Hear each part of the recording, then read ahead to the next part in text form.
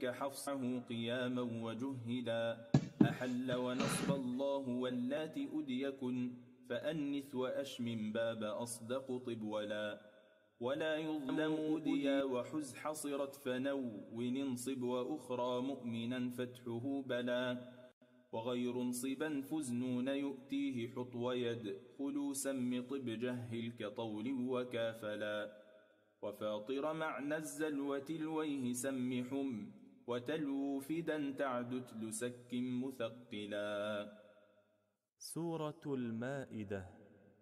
وشنآن سك أو فإن صد فافتحا وأرجلكم فانصب حل الخفض أعملا من اجل اكسر قل أد وقاسية عبد وطاغوت وليحكم كشعبة فصلا ورفع الجروح اعلم وبالنصب معجزا أنون ومثل ارفع رسالات حولا مع الأولين اضمم غيوب عيون مع جيوب شيوخا فد ويوم ارفع الملا. سورة الأنعام. ويصرف فسم نحشر اليا نقول مع سبأ لم يكن وانصب نكذب والولا حوارفع يكن أنث فدا يعقل وتح تخاطب كياسين القصص يوسف حلا فتحنا وتحت اشدد ألا طب والأنبياء مع اقتربت حز إذ ويكذب أصلا وحز فتح إنه مع فإنه وفائز توفته واستهوته ينجي فثقلا بثان أتى والخف في الكل حز وتحت صاد يرى والرفع آزر حص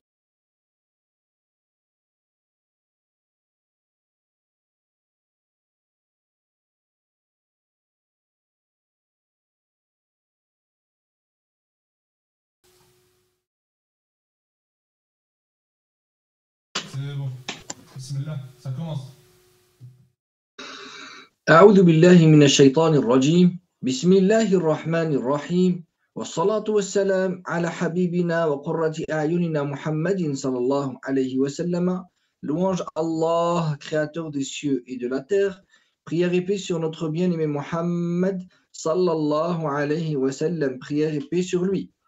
Ayyuhal ahbab al-kiram, mes chers bien-aimés, nous avons l'occasion durant ce mois de Ramadan de méditer sur le Coran. Et tout d'abord, je commence par remercier les frères qui nous ont mis à disposition cet espace de méditation.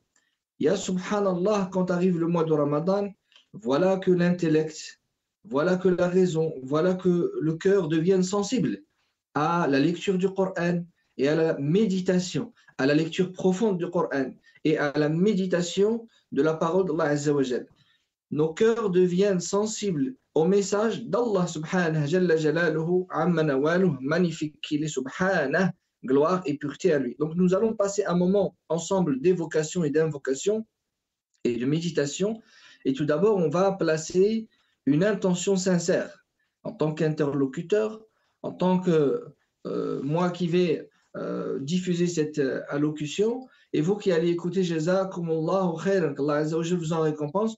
On va tous mettre une bonne intention. On va demander à Allah Azza wa Jalla que par cette assise, que par les paroles de Qala Allah, Qala Rasoul, que la guidée nous atteigne. Donc, ya ahbab, aujourd'hui, on va méditer sur des personnages, des gens qui sont évoqués. Allah Azza wa Jalla est fier d'eux. Ces gens-là s'appellent Ibadur Rahman, les serviteurs du tout miséricordieux, ou alors vous pourrez aussi les appeler les serviteurs du clément, subhanah, jalla jalaluhu amma nawaluhu, magnifique qu'il est. Tout d'abord, le contexte de ces versets où Allah Azza wa Jal fait l'éloge de ces gens qui sont magnifiques, de ces gens magnifiques, arrive juste après deux versets où Allah Azza wa Jal fait l'éloge de lui-même, subhanah, au travers de sa belle et minutieuse création. فيقول المولى سبحانه, Allah subhanahu wa ta'ala dit dans sa parole بعد أعوذ بالله من الشيطان الرجيم بسم الله الرحمن الرحيم تبارك الذي جعل في السماء بروجا وجعل فيها سراجا وقمرا منيرا. وهو الذي جعل الليل والنهار خلفة لمن أراد أن يذكر أو أراد شكورا. Ces deux versets vont être l'introduction à notre sujet du jour. Donc le premier verset, il dit que soit béni celui qui a placé au ciel des constellations et y a placé un luminaire, le soleil, et aussi une lune éclairante. Et le deuxième verset, Allah Azza wa Jal dit, il évoque l'alternance du jour et de la nuit. Et c'est lui, le verset 62, Surat Al-Furqan, discernement. Verset 62, et c'est lui, Allah subhanahu, et c'est lui qui a assigné une alternance à la nuit et au jour pour quiconque veut y réfléchir ou montrer sa reconnaissance. Réfléchir, c'est une première station, et la station qui est au-dessus, comme le dit Ibn al-Qayyim, c'est la station de shukr, d'être reconnaissant. Donc il y a des gens qui vont, au travers de ces signes, de ces miracles, de la belle création d'Allah Azza wa Jal qui est évoquée ici, et d'autres exemples, ils vont être surpris par la beauté d'Allah, par la beauté de la création d'Allah Azza wa Jal, Jalla Jalalu Amma Nawalu. Ils vont être pris d'amour et d'émerveillement face à la belle création et minutieuse création d'Allah Azza wa Jal. Tandis que d'autres, ça ne leur fera ni chaud ni froid. Ni chaud ni froid. C'est pour ça que Rabbi subhanahu wa ta'ala a dit, pour quiconque veut y réfléchir, liman arad an yadhakkar, car certains ne voudront pas y réfléchir. Tu vas leur montrer les constellations, tu vas leur montrer le soleil, tu vas leur montrer la lune, tu vas leur montrer l'alternance de la nuit et du jour et du jour et de la nuit, et ils vont te répondre, mais c'est une chose normale, c'est une chose qui est basique. Il n'y a rien d'exceptionnel dans tout ça. C'est une normalité dans laquelle nous vivons. Il n'y voit rien d'exceptionnel. Alors que le musulman, la personne qui est soumise à Dieu, la personne qui croit en Allah subhanahu, qui croit en un Dieu créateur et gestionnaire de tout cet univers, souverain de cet univers, il y voit ici la magnificence et la beauté de son Seigneur subhanahu. Donc, qu'est-ce que fait Allah subhanahu wa ta'ala à travers de ces versets? Et il veut nous emmener où subhanahu jalla jalalu amma nawalu? C'est quoi la sagesse, la profondeur de ces deux versets? Pourquoi donc il évoque la beauté de sa création? Allah subhanahu nous montre comment on doit lui faire des éloges. Subhanahu jalla jalalu amma nawalu. Ainsi, il nous montre au travers de plusieurs versets et plusieurs exemples la beauté de la création. Il nous montre aussi comment on doit faire des éloges à son égard. Jalla jalaluhu amma nawalu. Beauté magnifique qu'il est, subhanahu jalla jalalu amma nawalu. Et après avoir évoqué la fierté de cette belle création, Allah Azza wa Jal est fier de cette belle création, il évoque aussi une autre création dont il est fier, juste après avoir évoqué les astres, le soleil, la lune, l'alternance.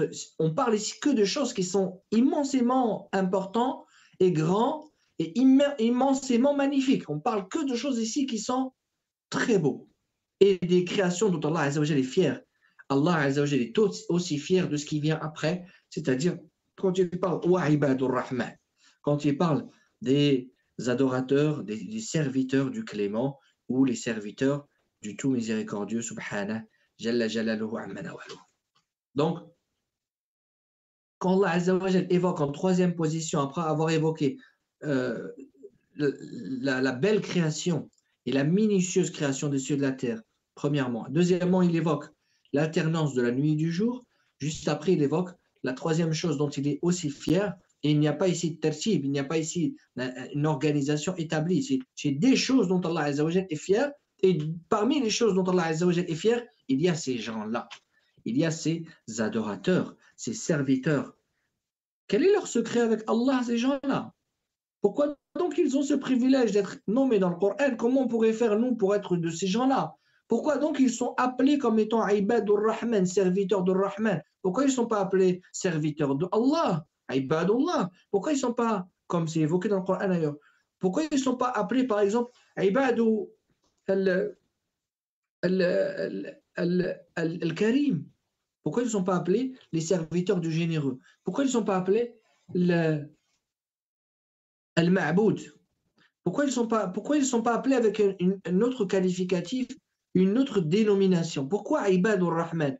On le sait tous, nous musulmans, que tout est minutieux dans la création d'Allah Azza wa Jal et encore plus dans la parole d'Allah Azza wa Jal. Chaque mot est à sa place et chaque mot a un sens bien particulier. Ibadur Rahman. Subhanallah, l'être humain, quoi qu'il fasse, où qu'il aille, quoi qu'il dise, quoi qu'il pense, il est à la fin adorateur d'une entité. Quoi qu'il dise, quoi qu'il pense, il a qu'à monter, il a qu'à descendre, à la fin, il est adorateur, il est serviteur d'une entité. Donc, essaye de savoir, toi, Man huwa maoulak, qui est ton Seigneur? Même les gens qui prétendent ne pas avoir de religion, en réalité, ils sont prisonniers, serviteurs d'une entité. Même la personne qui dit, moi, je ne recherche pas, je n'adore pas la notoriété. Je ne cours pas derrière la notoriété. Je ne cours pas derrière les richesses. Je n'adore pas les richesses. Même cette personne-là, elle est adoratrice et serviteur d'une entité qui est bien définie, qu'Allah a évoqué dans le Coran. Allah Azza wa Jalla a évoqué, Subhanah, Jalla Jalaluhu Amma Nawal. أفرأيت من اتخذ إلهه هواه أفأنت تكون عليه وكيلا. Allah Azza wa Jalla a dit, à part le prophète sallallahu alayhi wa sallam, vois-tu celui qui a pris son âme bestiale comme divinité? C'est toi qui vas le protéger? C'est toi qui vas parler en son nom? C'est toi qui vas le défendre, ya Rasulallah? Tu peux rien pour lui, ya Rasulallah. C'est lui-même qui s'est choisi comme divinité sa propre âme bestiale. Vous savez c'est quelle personne? C'est cette personne qui place l'ordre de Dieu et les interdits de Dieu dans la position 143 et il place sa volonté en position numéro 1. C'est lui qui dit moi je veux, subhanallah. Et allez chercher ce que je vous dis. Parmi les premières règles chez les satanistes, il est demandé d'écouter personne. Écoute ta propre âme, écoute ta volonté. N'écoute personne. Personne n'a à te donner d'ordre. Personne n'a à te conseiller. Alors que nous, subhanallah, c'est tout le contraire. Nous, c'est écoute les ordres de ton divin, subhanallah, celui qui t'a créé, et c'est lui qui a le droit ultime sur toi, et c'est lui qui t'a donné la vie, et c'est lui qui t'enlèvera, qui te ôtera la vie, et c'est lui qui te donne ta subsistance depuis ta naissance jusqu'à ta mort, subhanallah. Gloire et pureté à lui, Jalla Jalaluhu Amma Nawalu. Magnifique qu'il est, subhanallah. Ibadur Rahman, les serviteurs du clément. Même subhanallah, Ar-Rahman, il a une particularité parce que si on regarde, il y a Ar-Rahim, il y a Ar-Rahman. Dans les deux, on trouve miséricorde, miséricorde. Le premier, c'est le miséricordieux, Ar-Rahim, et le tout miséricordieux, alors le clément, Ar-Rahman. Fas'al bihi khabira. Ar-Rahman, allama al-Qur'an. Ar-Rahman, il a enseigné al-Qur'an. Ar-Rahman ar-Rahim, Bismillahir-Rahman. Ar-Rahman, le clément, on le trouve dans des endroits qui sont multiples et variés, qui dépassent le seul sens de la miséricorde. Il le dépasse amplement. C'est pour cela que beaucoup de savants, ils sont partis dans l'hypothèse que c'est le nom le plus grand, le plus beau nom sublime d'Allah Azza wa Jal, par lequel, si on l'interroge, si on lui demande, il nous donne, et si on l'invoque, il exauce notre invocation. Ismullah al-A'zam. الذي إذا سئل به أجاب إذا سئل به أعطى وإذا دعي به أجاب جل جلاله عما نواله. Ar-Rahman, c'est réservé à Allah. C'est un nom sublime qui est réservé à Allah. Ar-Rahim, c'est un nom et un attribut, c'est un nom sublime d'Allah Azza wa Jal. C'est un attribut qu'on doit s'accaparer. Ça appartient à Allah, mais on doit se l'accaparer dans notre vie. Ar-Rahim. Ar-Rahim, la miséricorde, comme l'a dit le prophète, et preuve en est de ce qu'a dit le prophète sallallahu alayhi wa sallam. Irhamu man fil ard yarhamukum man fis sama. Soyez miséricordieux envers ceux de la terre et il sera miséricordieux envers vous, celui du ciel. Allah subhanahu, Jalla Jalaluhu Amma Nawaluhu, magnifique. Alors que Ar-Rahman, c'est réservé à Allah. On peut dire à quelqu'un, Masha'Allah, hadha ar-rajul indahu rahma. Cet homme, Masha'Allah, il a beaucoup de miséricorde. C'est quelqu'un qui est généreux, qui a beaucoup de compassion, beaucoup de pitié, beaucoup de miséricorde. On sent il a beaucoup de miséricorde en lui, Masha'Allah. Mais on ne peut pas dire à quelqu'un, hadha ar-rajul indahu rahma. On ne peut pas dire il a une toute miséricorde, parce que là, toute miséricorde appartient au tout miséricordieux, subhan. Ibadur Rahman, même quand on recherche comment ce nom est formé de deux sens d'adoration, d'adorateur, serviteur et de Rahman, on comprend que eux ils ont placé Allah subhanahu wa ta'ala, azzamullaha fi qulubihim. Ils ont donné une immense importance à Allah azza wa jal dans leur cœur. Et Allah azza wa jal les a honorés. فشرفهم المولى سبحانه وعظمهم. Et Allah azza wa jal leur a donné une grande importance jusqu'à leur évoquer une page entière qui évoque leurs qualités, une douzaine de qualités qui sont évoquées dans Sourate Al-Furqan. Et que nous, en tant que soumis, en tant qu'aimants d'Allah azza wa jal, nous aimons Allah azza wa jal. Et nous aimons tout ce que aime Allah azza wa jal. Et Allah azza wa jal aime ces gens-là. Alors, on aimerait nous aussi être de ces gens-là. Donc, qu'est-ce qu'on pourrait faire? Qu'est-ce qu'on pourrait mettre en application pour être de ces gens-là? Dis-nous, ya Allah. Alors, on ouvre le Coran et on continue donc dans ces versets, verset 63. Allah azza wa jal évoque Ibadur Rahman. وعباد الرحمن الذين يمشون على الأرض هونا. Allah azza wa jal dit, les serviteurs du tout miséricordieux sont ceux qui marchent humblement sur terre. Allah azza wa jal parle de leur façon de marcher. On pourrait dire, mais marcher c'est pas si important, on marche comme on veut. Même ceux qui sont plus focalisés sur la liberté diront, mais on est libre de marcher comme on veut. Ah ben cette religion nous interdit tout. Il faut avoir un autre regard. Allah azza wa jal, quand il s'adresse à nous, quand il nous ordonne ses ordres, quand il nous interdit ses interdits, subhanah, c'est pour notre bien. À chaque fois qu'Allah azza wa jal nous a obligé une chose, en vérité, il nous a obligé le paradis, ahbab. Donc ici, il faut avoir un regard profond. Il faut avoir un regard qu'Allah azza wa jal, il est bienveillant vis-à-vis de nous. Allah, il veut notre bien. Il faut lire le Coran avec cette largesse d'esprit et avec cet état d'esprit de se dire, Allah veut mon bien.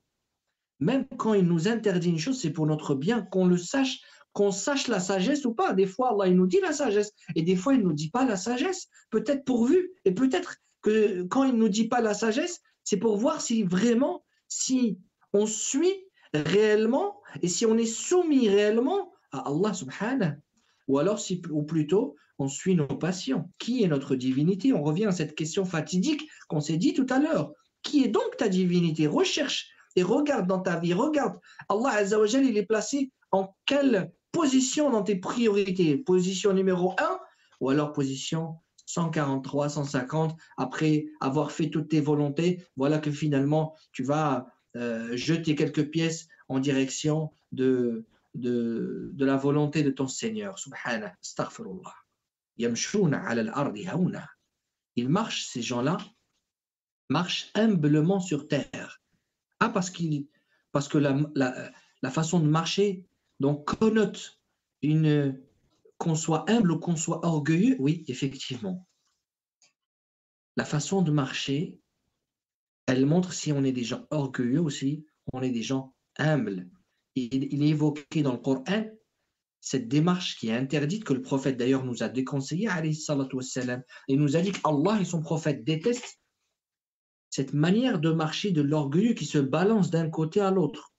Et on le voit, avec les jeunes, on le voit, donc ils veulent un peu se démarquer de la masse, et voilà qu'ils ont une marche qui est un peu rebelle, une marche qui intrinsèquement veut dire je marche comme je veux et je me démarque du regard des gens et je suis moi supérieur aux autres et tout le monde est en bas, et c'est l'essence même de l'orgueilleux. C'est ça l'orgueilleux.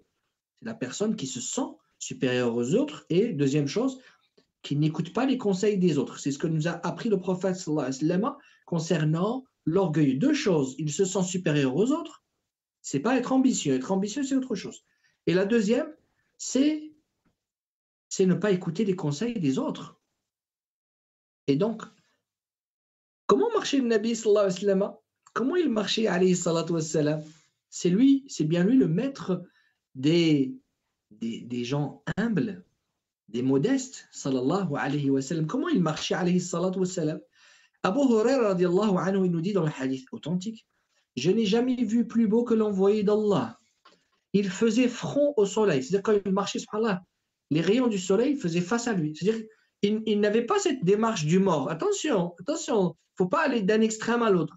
On va passer de la manière de marcher de l'orgueilleux à la marche du mort. La personne, elle marche, on dirait elle est malade, elle regarde par terre. Ce n'est pas ce qui est dit. Et notre modèle, c'est le Nabi sallallahu alayhi wa sallam. On va voir comment le prophète sallallahu alayhi wa sallam marche.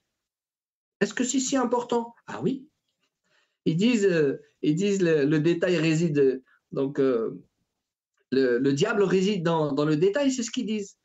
Eh bien, nous c'est pareil, mais c'est à l'opposé. Si on veut se rapprocher de Allah Azza wa Jal, on doit étudier et rechercher la spiritualité, la profondeur de chaque détail qui est évoqué dans le Coran, dans la sunna du prophète sallallahu alayhi wa sallam. Alors, ya ahbab, comment marchait le prophète sallallahu alayhi wa sallam? Abu Huraira me dit, je n'ai pas vu plus beau que l'envoyé d'Allah. Il faisait front au soleil et je n'ai pas vu plus rapide que lui dans sa marche. On sentait dans la marche du prophète sallallahu alayhi wa sallam une certaine force. Il ne montre pas ici la faiblesse, il n'est pas ici pour démarquer qu'il est orgueilleux, astaghfirullah, mais il montre ici une force. Et il était rapide dans sa façon de marcher. Comme si le sol se pliait devant lui. Et en cherchant dans les hadiths, vous allez trouver aussi un hadith qui est très intéressant, qui est pas loin de ce sens-là, que quand on appelait le prophète sallallahu alayhi wa sallam, il se tournait complètement. Nabi sallallahu alayhi wa sallam, il ne répondait pas à la personne qui l'appelait par un regard de cette manière. C'est-à-dire le menton qui passe sous l'épaule de cette manière. Non. Parce que Nabi sallallahu alayhi wa sallam voulait donner toute son attention. Nabi sallallahu alayhi wa sallam donnait toute son attention à l'interlocuteur. Et Nabi sallallahu alayhi wa sallam, c'est lui qui était au service de la communauté. Donc quand on l'appelait, Nabi sallallahu alayhi wa sallam, il tournait c'est les épaules qui tournaient vers l'interlocuteur. Et là on sent, c'est aussi une éducation. Et oui, il y a une éducation qui est généralisée dans la manière de parler, la manière de se comporter, dans notre non-verbal, dans notre manière de penser, dans notre manière spirituelle. L'islam est un manteau qui nous englobe entièrement et qui nous éduque. Et sous tous les spectres, il nous éduque, l'islam. Et c'est ce qu'on disait tout à l'heure, on revient à ce qu'on disait tout à l'heure, quand Dieu t'a obligé, quand Allah t'a obligé une chose, en réalité, il t'a obligé son paradis. Et quand il t'a interdit une chose, en réalité, il t'a interdit son enfer. Allahumma hafadhana wa qina min adhabin nar. Protège-nous, ya Rabbana, du feu de l'enfer. Et d'ailleurs, Allah subhanahu wa ta'ala dit dans sourate Al-Isra, وَلَا تَمْشِ فِي الْأَرْضِ مَرَحًا. Et ne foule pas la terre avec orgueil. إِنَّكَ لَن تَخْرِقَ الْأَرْضَ وَلَن تَبْلُغَ الْجِبَالَ طُولًا. Sache que tu ne sauras jamais fendre la terre. Quand tu marches, tu ne vas pas fendre la terre. Et tu ne pourras jamais atteindre la hauteur des montagnes. Donc reste humble. Et sache que tu dois être humble car tu n'as rien. Tu n'as rien, tu ne possèdes rien. Pourquoi donc tu vas être orgueilleux? Pour la richesse qui t'appartient, mais est-ce qu'elle t'appartient réellement, cette richesse? Allah Azza wa Jal n'est pas capable de te l'enlever? N'y a-t-il pas eu avant toi des gens qui avaient des richesses? Allah Azza wa Jal t'a montré comment ils sont passés de la richesse à la pauvreté. Pourquoi donc tu pourrais t'enorgueillir? Pour une force que tu as?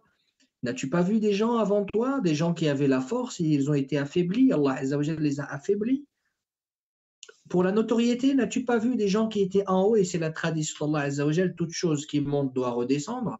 Et si elle ne veut pas redescendre, elle descendra dans sa tombe. Elle décédera, elle finira. Et ça, c'est valable pour toutes les couleurs de la vie et pour tout environnement de vie. On peut parler de sport ou de politique ou de religion ou de science ou de tout ce que vous voulez. Tout ce qui doit monter un jour, il doit descendre. C'est la tradition d'Allah Azza wa Jal sur sa création. Jalla jalaluhu amma nawal. On a évoqué qu'une seule qualité pour l'instant. On a évoqué juste la manière comment ils marchent, ces gens-là. Et on a dénoté que ces gens-là, subhanallah, c'est des gens qui sont très humbles.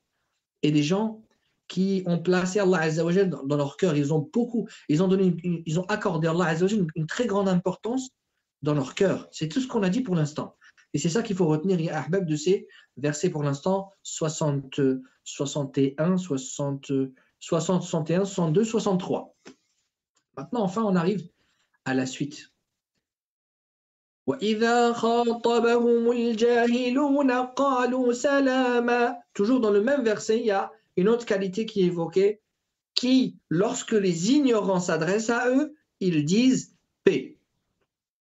Premièrement, pourquoi c'est dans le même verset? Parce qu'en réalité, ça tourne toujours dans le même orbite. Il y a toujours ce même centre de gravité qui est être quelqu'un de modeste, excusez-moi, quelqu'un d'humble. Ça tourne toujours autour de ce sujet-là. C'est des gens qui sont humbles. Ils sont humbles, ils marchent, ils ont une certaine marche et ils se comportent avec les ignorants d'une manière qui est grandiose. Allah aime la manière comment ces gens-là, ils repoussent les ignorants et aussi en quelque sorte, ça veut dire que eux, ils choisissent leur compagnie, leurs amis, leur fréquentation. Ils ne s'assoient pas avec n'importe qui. Ils s'assoient qu'avec des gens qui vont leur apporter quelque chose, soit din, soit dunya. C'est ce qu'on verra à la fin. Ça parle de l'arou. Al-larou huwa alladhi la yufidu la fi dunya wa al kalam alladhi la yufid la fi dunya wa la fi akhirah. C'est même ceux qui évoquent ce qu'on appelle al-larou. Al-larou, c'est la parole qui n'est ni profitable, ni pour le bas monde, ni pour l'au-delà. Ils évitent même ces assises-là où ça parle de rien et de tout. Et finalement, ni ils ont profité, ni dans ce bas monde, ni dans l'au-delà. Parce que c'est des gens qui sont intelligents. C'est des gens qui veulent évoluer. Ils n'ont pas de temps à perdre. Attention, ils s'amusent, ils rigolent, pas de souci. Mais dans leurs assises, il y a le mahabba, il y a la fraternité, il y a une certaine intelligence, il y a un certain comportement à avoir. Je vous donne un exemple tout simple. On va jouer au foot. Donc, pour les jeunes, ils vont jouer au foot, par exemple, et vous allez vous retrouver dans un environnement où vous allez trouver des gens qui insultent parce qu'ils perdent le ballon, parce que je ne sais pas quoi. Et le foot, c'est un très bel endroit parce que ça permet de savoir. C'est une très belle jauge qui permet de savoir le comportement des gens. Et ainsi, je pense, tous les sports. Wallah. Et on va jouer à ce sport, et là, on va entendre des gens qui se comportent mal. Soit tu acceptes de rester avec ces gens-là, soit tu vas chercher d'autres coéquipiers, d'autres personnes avec qui tu vas jouer, mais dans une atmosphère qui est une atmosphère qui est compatible avec ta religion, avec le comportement que nous a enseigné le prophète sallallahu alayhi wa sallam. Et si tu trouves personne qui ne joue pas, va changer de jeu, va faire autre chose, va courir dans la forêt.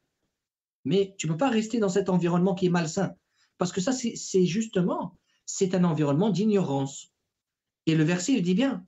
Et lorsque les ignorants s'adressent à eux, ils disent paix. Ici, qui est visé comme étant un ignorant? C'est une personne qui ne sait pas mesurer ses propos. C'est une personne qui parle sans faire attention aux répercussions de sa parole, subhanallah. Et c'est une personne, peut-être même, il va être insultant. C'est une personne qui ne respecte pas Allah, il ne respecte pas le prophète sallallahu alayhi wa sallam. Il nous est même évoqué dans le Coran qu'on ne doit pas s'asseoir avec des gens qui insultent la religion. On ne doit pas s'asseoir avec eux, on ne doit pas rester, attention. On n'a pas le droit de rester avec ces gens-là, on doit tout de suite se retirer, sinon, alors on est avec eux, comme le dit le verset. Donc là, le verset ne me vient pas à l'esprit, mais le verset, c'est ce qu'il évoque. Alors ne reste pas avec eux.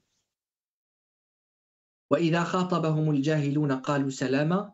Et lorsque les ignorants s'adressent à eux, ils disent paix. Mais attention, parce que je vois bien certains venir, et on le voit beaucoup dans les réseaux sociaux par exemple, ou entre jeunes, quand un autre veut humilier un de ses camarades ou un de ses interlocuteurs, ou peut-être même ils sont en train de converser sur un sujet religieux, ou alors ils sont en train de débattre sur la religion, il y en a un qui veut humilier l'autre, et il veut faire dire par bilisan il-hal, par la langue de la situation, il veut dire en quelque sorte, toi tu es un ignorant. Mais il n'ose pas le dire directement, sinon ça serait une insulte. Alors il applique ce verset, qui est un verset de vérité, mais c'est une vérité, mais qui en est voulu quelque chose de mauvais, quelque chose qui n'est pas acceptable. Il veut insulter quelqu'un avec un verset. Alors qu'est-ce qu'il lui dit? Il lui dit salam, salam. Il lui dit paix à toi. Qu'est-ce que ça veut dire paix à toi? C'est-à-dire, moi, je suis un ignorant, c'est ça que ça veut dire. Je suis en train de m'insulter avec un verset. Mais c'est pas ça. C'est pas ça qui est voulu par par la beauté de ce verset. Allah Azza wa Jal, il évoque que ces gens-là, ils sont magnifiques et qu'ils ont un comportement exceptionnel et qu'ils sont modestes et qu'ils ne sont pas orgueilleux. Ils ne cherchent pas à écraser les autres. Donc c'est pour ça certains mufassirin, ils ont dit quoi? Ils ont dit As-salam hahuna laysa bil qawl, que quand ici ils disent paix, c'est pas avec la langue. C'est qu'en réalité, ils laissent ces gens en paix.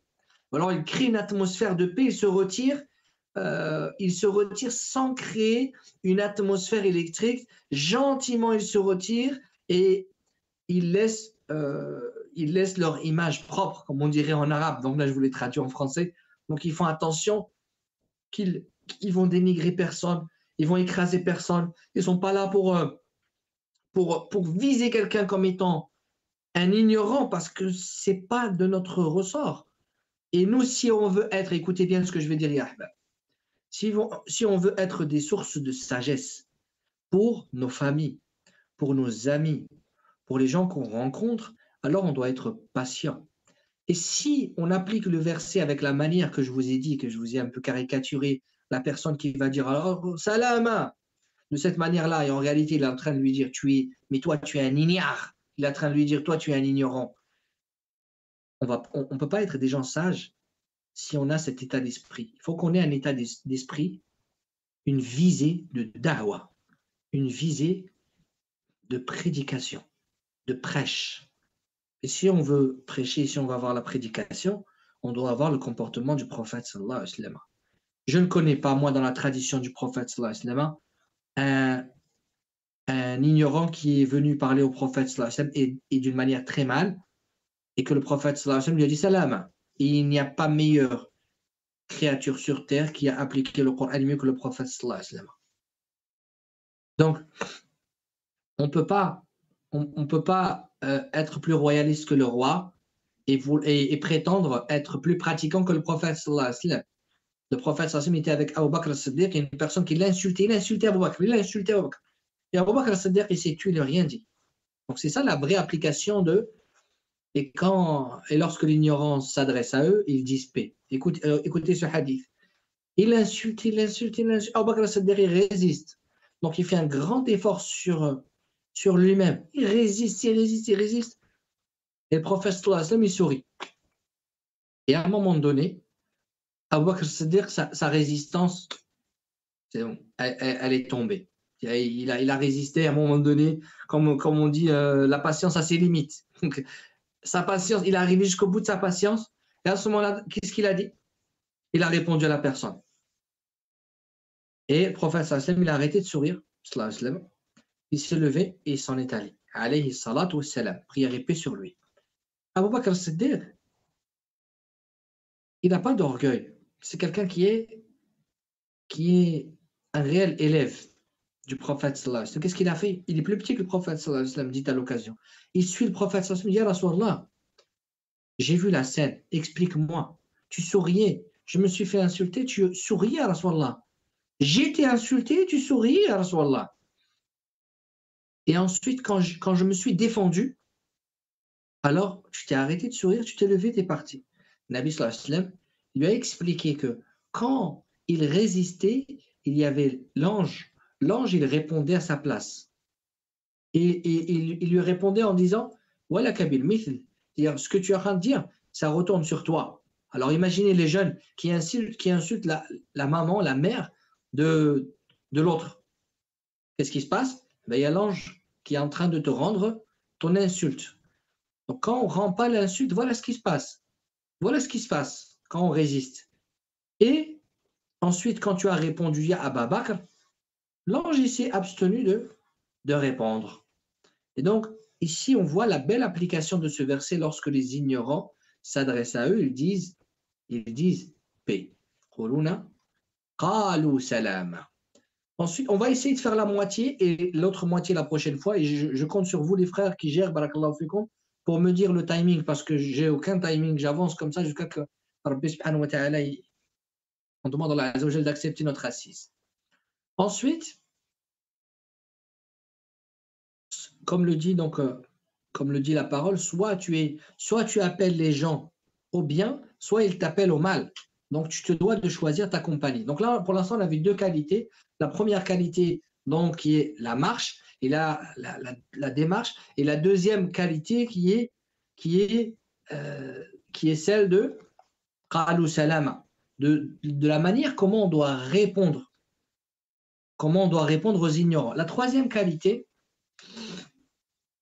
وَالَّذِينَ يَبِيتُونَ لِرَبِّهِمْ سُجَّدًا وَقِيَامًا, qui passent les nuits prosternés et debout devant leur Seigneur. Allah subhanahu, Jalla Jalaluhu, Amma Nawaluhu, magnifique qu'il est, gloire et pureté à lui.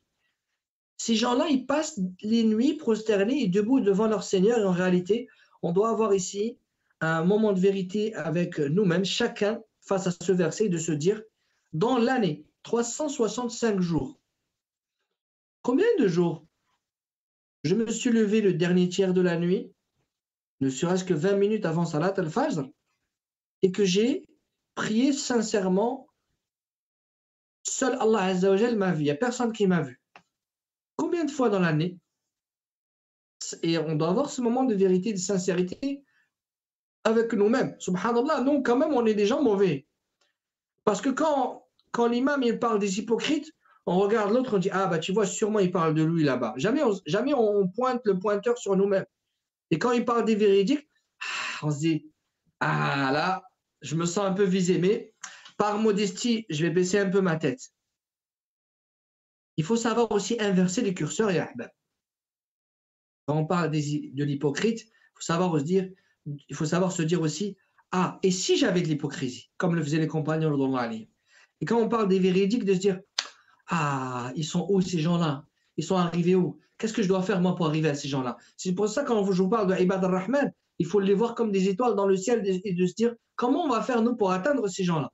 On ne doit pas se dire, ah bah tiens, cette qualité je l'ai déjà, celle-là je l'ai déjà à 50%, celle-là je l'ai déjà à 60%. Non, il faut les voir comme des modèles. Et en réalité, c'est des choses qui sont simples, qui sont faisables. Attention, ce n'est pas des choses qui relèvent de la prophétie. C'est des choses que tout musulman est capable de faire. Tout ce qu'on va dire, c'est que des choses qui sont faisables par les musulmans. Maintenant, il y a une chose, je viens de me rappeler une parole. L'imam Shafi'i, qu'est-ce qu'il dit? Il dit, laisse une chose entre toi et ton Seigneur. Laisse une chose, une action, une bonne œuvre entre toi et ton Seigneur. Car ce que tu fais devant les gens, je ne sais pas s'il te sera profitable. Et oui, on ne sait pas. Parce que ce qu'on fait devant les gens, ici on ne parle pas de l'obligatoire. L'obligatoire, Allah il nous l'a ordonné, on le fait. Là on parle du surrogatoire, on parle des choses en plus. Tout ce qu'on fait devant les gens, Allahu a'lam si c'est accepté. Notre cœur, il était comment? La jauge de notre cœur, elle était comment à ce moment-là? Est-ce qu'on était réellement sincère? Ou alors il y avait un petit doute qui subsiste, une petite shubha, un semblant d'orgueil. Et voilà que quand la personne nous a remercié, on s'est senti bien. Alors que Allah dit, la nuridu minkum jaza'an wala shukura. Les gens bien, ils disent, la nuridu minkum jaza'an wala shukura. Nous n'attendons pas de vous, nous n'attendons de vous ni remerciement, ni une récompense en contrepartie du bien qu'on a fait. Rappelez-vous de cette phrase. Fais une œuvre entre toi et ton Seigneur. Car ce que tu fais devant les gens, je ne sais pas s'il te sera profitable. Allahu a'lam. C'est pour cela que la prière de nuit, elle est importante. Allah Azza wa Jalla a dit, Inna nashi'ata al-layli hiya ashaddu wata'an wa aqwamu qila. L'adoration, la prière de nuit est bien plus efficace et bien plus propice pour la lecture. C'est-à-dire ce que tu vas lire, pour ceux qui comprennent, ce qui va être lu à ce moment-là, il y aura une perforation rapide et directe vers le cœur. Pas comme en journée. Ce que tu vas lire la nuit, pour ceux qui comprennent, je dis bien, pour ceux qui au moins qui ont compris leur passage, ils connaissent à peu près les mots de cette sourate, qu'est-ce qu'elle veut dire. On n'est pas obligé de parler ici de grandes sourates. Hein. Vous voyez qu'à chaque fois, j'essaie de vous montrer que l'islam est praticable par tout le monde. Subhanallah. Et ainsi est l'islam. Wa ni'ma billah. Et c'est un bienfait d'Allah Azza wa Jal. Et donc, fais une chose qui te servira, mais que seul Allah Azza wa Jal saura, car tu ne sais pas ce que tu fais en public, s'il te sera profitable ou non. Allah Azza wa Jal dit dans un autre verset, Amman huwa qanitun ana al-layl. Est-ce que celui qui, aux heures de la nuit, sajidan wa qa'ima, reste en dévotion, prosterné et debout, yahdharu al-akhirata wa yarju rahmata rabbih, prenant garde à l'au-delà et espérant la miséricorde de son Seigneur. Et subhanallah, c'est ce qui est dit ici dans ce verset 9 de Surat Al-Zumar, c'est en phase avec ce qui vient après, parce que après, il y a une invocation. Et la question qu'on se pose, l'invocation, donc je vous la dis tout de suite, après on reviendra en arrière. L'invocation, ils disent, Seigneur, écarte de nous le châtiment de l'enfer, car son châtiment est permanent. Donc quand on lit cette invocation, on se pose la question, ça concerne qui? Ça concerne Ibadur Rahman en général, ou ça concerne les gens qui ont été évoqués, c'est-à-dire ces gens-là qui sont prosternés, ou les musulmans en général? Est-ce que c'est les musulmans en général, ou ces gens-là qui se sont prosternés juste avant, qui sont dans le dernier tiers de la nuit? Et Ibn Abbas, radiallahu anhu, le cousin du prophète, il dit ça concerne ces gens-là, c'est la dua qu'ils disent dans leur prosternation. Donc là, on a un cadeau dans un cadeau. Allah Azza wa Jalla, il nous fait un grand package. Il nous dit c'est qui ces gens-là qui sont exceptionnels, et il nous donne quelques secrets de ces gens-là. Ces gens-là, ils prient la nuit, et dans leur prosternation, ils ont une invocation qui est bien précise, qui est celle-ci. Seigneur, écarte de nous le châtiment de l'enfer, car son châtiment est permanent. Permanent. Khalidina fiha abada. Il y a des gens qui résideront en enfer de manière éternelle. Donc c'est pour ça que quand on est en prière, on doit être conscient de ce qui nous attend. Soit Jannah, soit Nar. Soit Allah Azza wa Jalla, il sera satisfait de nous, soit on sera sous sa colère. Allahumma hafadhna min ghadabihi wa sakhatih subhanahu. Et Dhahabi, qu'est-ce qu'il dit? Il dit Ghadabullah da'un laysa lahu dawa. Il dit la colère d'Allah Azza wa Jalla, c'est le mot, c'est la maladie qui n'a pas de remède, qui n'a pas de médicament. Ibn al-Qayyim, il dit autre chose, il dit Ghadabullah lahu dawa. Il dit la colère d'Allah Azza wa Jalla, elle a un médicament, un remède. Et il cite le verset du pardon. وَمَا كَانَ اللَّهُ لِيُعَذِّبَهُمْ وَأَنْتَ فِيهِمْ وَمَا كَانَ اللَّهُ مُعَذِّبَهُمْ وَهُمْ يَسْتَغْفِرُونَ. Allah Azza wa Jalla n'allait pas les châtier. Allah Azza wa Jalla ne pouvait les châtier alors que tu étais parmi eux. Allah Azza wa Jalla ne pouvait les châtier alors qu'ils étaient en état d'istighfar. On comprend que le remède face à la colère d'Allah Azza wa Jalla, c'est de lui demander pardon. Jalla jalaluhu amma nawalu. Et on demande, en cet instant, on demande à Allah Azza wa Jalla de nous pardonner sincèrement. Ya Rab. On a parlé de la prière. Je me rappelle aussi qu'Ibn al-Qayyim m'a dit dans son livre Les Profits, quand il parle de la prière sincère, parce qu'ici c'est évoqué qu'ils sont en dévotion dans le dernier tiers de la nuit, ils sont en prière. Mais attention, c'est une prière qui est intense, ya Ahbab. Et d'ailleurs, pour être honnête avec vous, vous savez, quand on prie le dernier tiers de la nuit, on arrive plus facilement à atteindre ce degré de dévotion que lors de la journée, ou lorsque on est en public.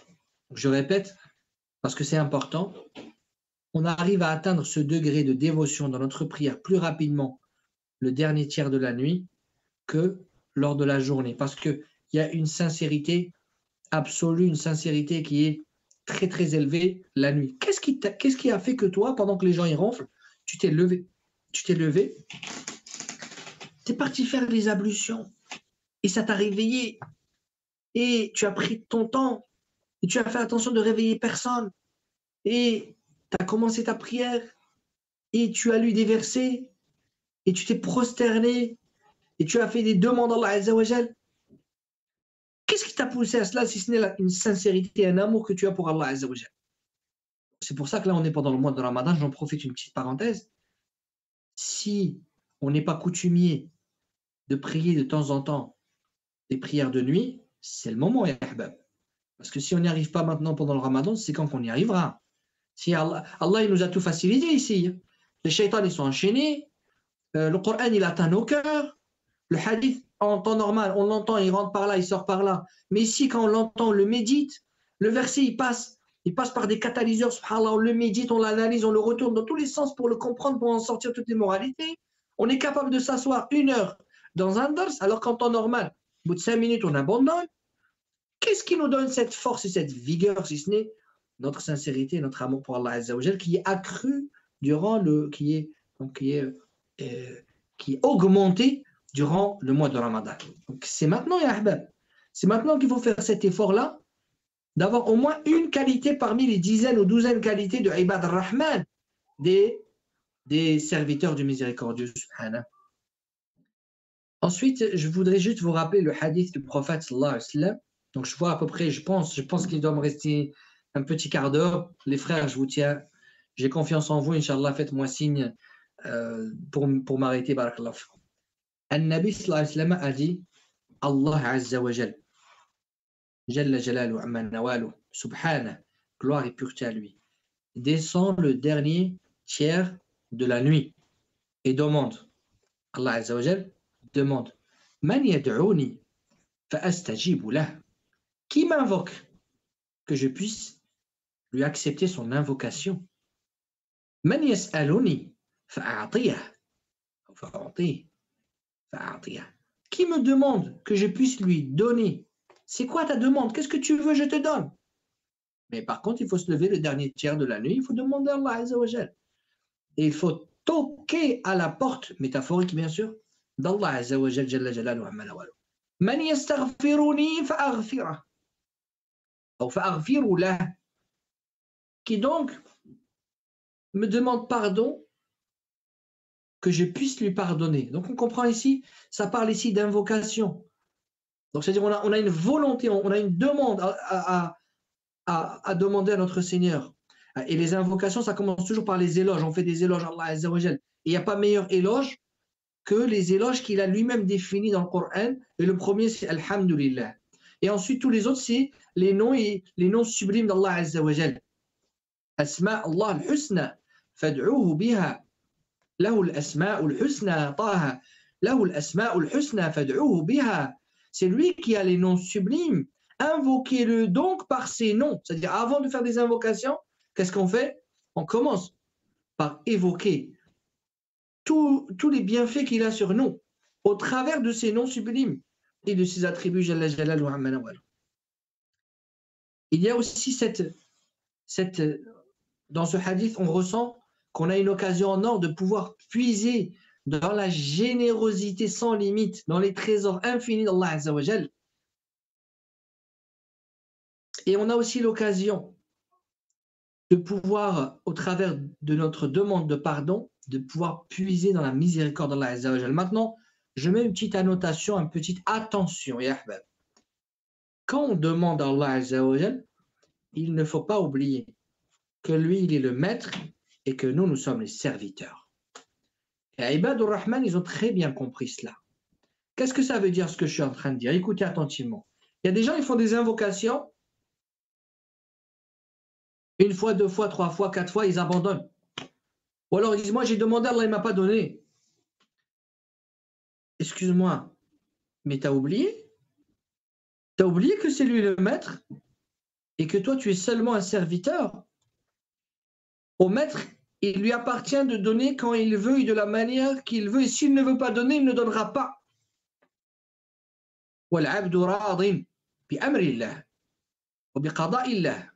Quant à l'adorateur, il est entièrement et amplement satisfait de la volonté d'Allah Azza wa Jal. Ça veut dire Allah il t'a donné, tu es heureux. On ne va pas dire tu es aux anges. Parce que cette formulation, il y a des choses à dire sur cette formulation. À ne pas dire.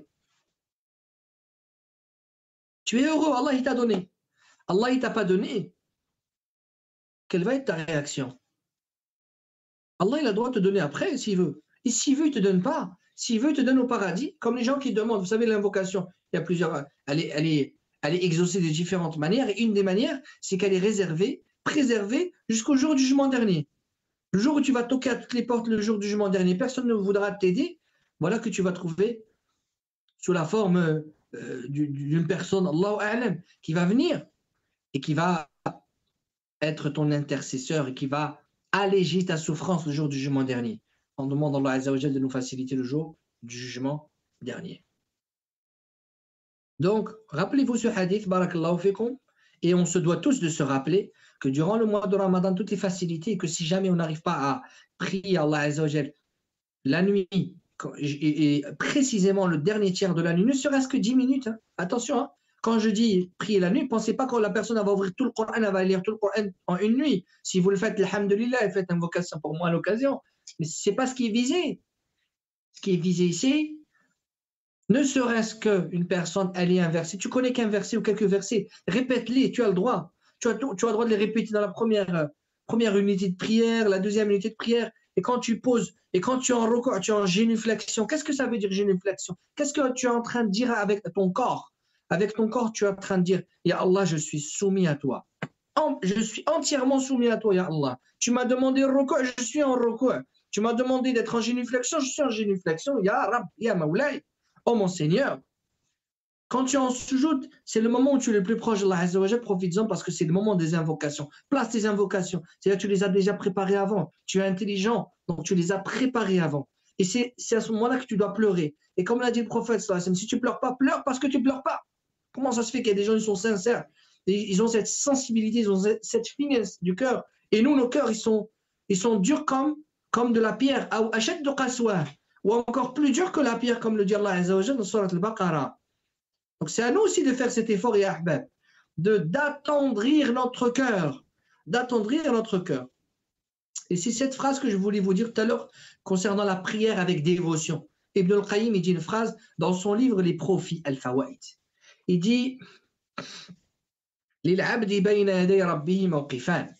dit l'adorateur, on parle ici de l'adorateur. Quand dans le Coran et la Sunna on entend parler de l'adorateur, c'est la personne sincère, c'est la personne dévouée, c'est la personne qui aime Allah, c'est la personne qui est réellement soumise à Allah Azza wa Jal, c'est la personne qui vit dans ses adorations.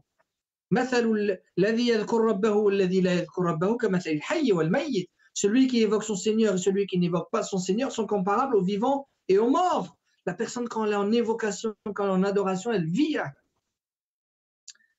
Alors il dit, Ibn al-Qayyim, l'adorateur est entre les mains de son Seigneur dans deux situations, dans deux postures. Écoutez bien. L'adorateur est entre les mains de son Seigneur en deux situations.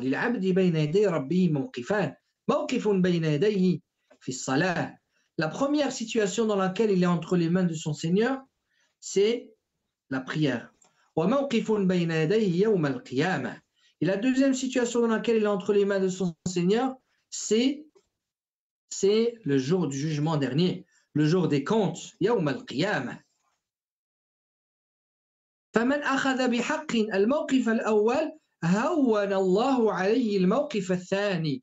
Celui qui prend avec sérieux et vigueur et rigueur la première des positions, c'est-à-dire la prière, alors celui-ci, il se facilitera le jour du jugement dernier. La khawfun alayhi, c'est Ibn al-Qayyim qui dit cela.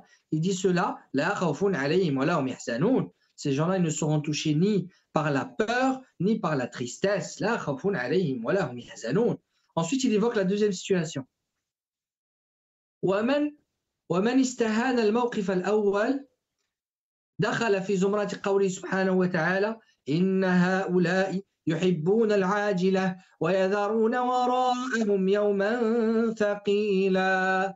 Alors il dit, et quant aux personnes qui ne sont pas sérieux, qui n'ont pas pris, qui ont négligé la première posture où ils sont entre les mains d'Allah Azza wa Jal, c'est-à-dire la prière, alors il rentre dans le verset et il évoque un verset, Inna haula, ce sont eux, yuhibbun al-ajila, ils aiment la vie d'ici-bas, wa yadharuna wara'ahum yawman thaqila, et il les attend un jour qui sera difficile.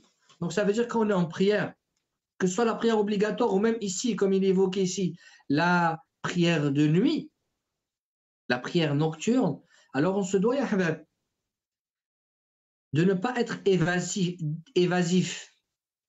On doit être présent. On doit être présent, ya habab, avec notre adoration qui est entre nos mains. Et la première chose sur laquelle on sera questionné yawm al-qiyamah, c'est notre prière. Et Ibadur Rahman, ils ont compris cela. C'est pour cela que vous avez vu que ça ne parle même pas des prières obligatoires dans ces versets. Parce que la prière obligatoire, on n'en parle pas, c'est obligatoire.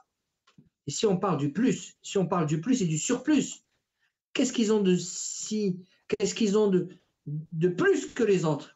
qu'est-ce qui les différencie, qu'est-ce qui les rend si particuliers? Parmi leurs qualités, c'est des gens qui prient la nuit. Nabi sallallahu alayhi wa sallam, il a parlé à un compagnon, il a parlé d'un compagnon. Il a dit, ce compagnon-là, il est magnifique, mais si seulement il priait la nuit. Et le compagnon, il dit, depuis que j'ai entendu cela, c'est parvenu à mes oreilles, depuis ce jour-là, je prie toutes les nuits. J'ai prié toutes les nuits. C'est ce qu'il a dit, ce compagnon, radiyallahu anhu wa ardah. Donc, on se doit, ya ahbab, de ne pas négliger nos prières obligatoires et aussi de ne pas négliger ces prières nocturnes parce qu'elles peuvent faire la différence. Et Allah Azza wa Jal peut nous apprécier par notre effort, nous apprécier mieux encore par cet effort-là. Ou alors nous déprécier si jamais voilà qu'on est de ces gens-là qui vont négliger cette prière et qui vont prier peut-être une fois dans l'année. On doit avoir une certaine fréquence, une régularité avec cette habitude qui doit être une habitude pour le musulman qui souhaite être min ibadir rahman, être un parmi les serviteurs de Rahman, du clément, tout miséricordieux. Ensuite, je voudrais finir avec un petit point, faire un petit point. Grosso modo, qu'est-ce qu'on s'est dit dans notre assise, ya ahbab? Allah Azza wa Jal aime ibadur rahman. Ce sont des gens qui sont humbles. C'est des gens qui ont une démarche, une marche qui est humble. C'est des gens qui répondent à l'ignorant avec la paix et on dira ils évitent aussi. C'est ce qu'on a dit, c'est ce qu'on a sorti aussi comme moralité. C'est des gens qui évitent ces personnes-là qui ont un comportement incohérent avec notre religion, avec le comportement de notre prophète sallallahu alayhi wa sallam. Aussi à la fin, on a parlé de la prière intense de nuit. La prière intense de nuit, ça peut être un temps qui est écourté, mais intense par la sincérité et par des invocations. Donc, on a évoqué seulement 3 qualités et on aura l'occasion la prochaine fois, Inch'Allah, d'évoquer d'autres qualités. Donc, je vous ai dit, donc, il y a près de 10 ou une douzaine de qualités en fonction de la manière comment on décompte ces qualités-là. Donc, je vous invite tous à aller voir cette sourate parce que ce que je suis en train de vous dire en réalité, je suis pas en train d'inventer l'eau chaude, hein. C'est des choses qui existent déjà. Ce que je suis en train de vous dire, c'est vous ouvrez Sourate Al-Furqan et voilà que vous êtes seul et vous lisez en français. Pour ceux qui ont l'arabe, remerciez Allah Azza wa Jal et lisez un peu de tafsir et vous allez voir qu'il y a beaucoup de trésors qui sont dits au travers de ces versets. Et en réalité, on n'a dit qu'une infime partie. Et la parole d'Allah Azza wa Jal, elle est riche. Et voilà que cette année, tu vas écouter un verset, peut-être même que tu l'as appris. L'année d'après, tu vas le relire avec un autre regard. Parce qu'entre-temps, tu as une année d'expérience et de douleur et de souffrance, ou alors de rencontres, et tu t'es retrouvé plus enrichi, et tu vas voir ce verset, et tu vas le relire avec une autre profondeur, avec un autre regard, avec un autre spectre. Et ensuite, ce qu'on dira en moralité, c'est que tout ce qu'on s'est dit là, pour l'instant, la marche qui est humble, le fait de repousser l'ignorant d'une manière qui est douce, prier la nuit, c'est des choses qui sont faisables. Ce n'est pas des choses qui relèvent, qui sont extraterrestres, c'est des choses qui sont infaisables pour le commun des humains. C'est quelque chose qui est faisable et ce pour nous tous. Donc c'est un petit travail qu'on doit faire tout d'abord sur nous-mêmes. C'est ça la priorité, c'est l'intention. Est-ce que moi je veux être ou pas parmi Ibad al-Rahman? Et si je veux l'être, qu'est-ce que je dois faire? Alors je commence d'abord par changer mon intérieur. Et je demande, et si j'y arrive pas, je demande à Allah Azza wa Jal qui me facilite. J'ai un jeune qui m'a envoyé un message récemment sur les réseaux sociaux. Il m'a dit, s'il te plaît, j'arrive pas à me défaire des boissons alcoolisées. Donc, quand on n'arrive pas à se défaire, qu'est-ce qu'on fait? On demande à Allah Azza wa Jal et on fait de notre mieux. Et je vous invite, ya ahbab, à faire dua pour cette personne. Vous ne le connaissez pas. Et c'est pour cela que votre invocation sera acceptée, Inch'Allah. Qu'Allah Azza wa Jal lui facilite. Et ensuite, dans tout ce qu'on a dit, vous savez, il y a des gens qui vont réussir à faire tout ce qu'on a dit, ils vont atteindre un certain degré dans Ibad al-Rahman, mais sachez que Ibad al-Rahman, il y a des degrés. En fonction de quoi? En fonction de notre dévotion. Moi, je vais prier 5 minutes assez sincère, on va dire à une sincérité qui est la mienne, mais voilà que toi, tu auras plus de dévotion et que toi, tu vas être plus régulier que moi. Et donc, tu vas atteindre un degré qui sera meilleur que moi, dans cette sphère qui s'appelle Ibad al-Rahman. Donc, bien sûr qu'il y a aussi des degrés d'élévation, dans l'implication en fonction de notre dévotion et en fonction aussi de la bénédiction et de la subsistance qu'Allah Azza wa Jal va nous accorder, parce que tout ce qu'on est en train de dire, c'est aussi des subsistances. Et on lui facilite le bien. Donc c'est à nous aussi d'aller accourir et d'aller rechercher cette subsistance. Donc ma montre me dit qu'il est 20h et on avait convenu à 1h, et je pense qu'on a assez, on a clos pour aujourd'hui notre assise. Donc les frères, je vous invite à reprendre l'antenne, peut-être faire une invocation, je ne sais pas s'il y a une suite après. Ce Nabi sallallahu alayhi wa sallam, il clôturait ses invocations par Subhanakallahumma wa bihamdik nashhadu an la ilaha illa ant nastaghfiruka wa natubu ilayk. Barakallahu fikum, assalamu alaykum wa rahmatullahi ta'ala wa barakatuh, et qu'Allah vous protège dans vos demeures et dans notre foi et dans nos maisons et nos enfants. Assalamu alaykum wa rahmatullahi ta'ala wa barakatuh.